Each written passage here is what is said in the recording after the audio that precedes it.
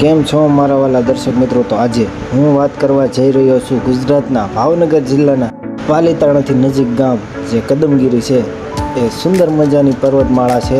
એમાં કોળાંબો ડુંગર છે ના બિરાજમાન છે કમળાઈ માતાજી. એના વિશે અને શું ના બનાવવામાં આવ્યું છે અને શું વ્યવસ્થા છે એના વિશે વાત કરીશું. તો મિત્રો, કદમગીરી જે દેરાસર છે ને નીચે ના પગથિયા પણ છે અને ગાડી રોડ લઈ જાવ તો ઠેઠ ગાડી પણ ચડી જાય છે માથે ડુંગરા માથે.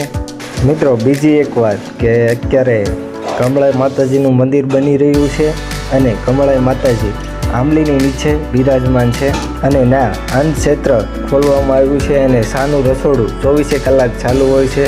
જમવાનું પણ ચાલુ હોય છે 24 કલાક. મિત્રો, વાત કરીએ ઇતિહાસની તો કહેવાય છે કે મિત્રો લક્ષ્મી માતાજીએ તપ કર્યું હતું હજારો વર્ષ સુધી વિષ્ણુજીની સાથે લગ્ન કરવા માટે. અને મિત્રો, કહેવાય છે કે લક્ષ્મી માતાજીએ એના જમણા પગેથી અગ્નિ પ્રગટાવી હતી. એટલા માટે કોળાંબા ડુંગરે આગળ મહિનામાં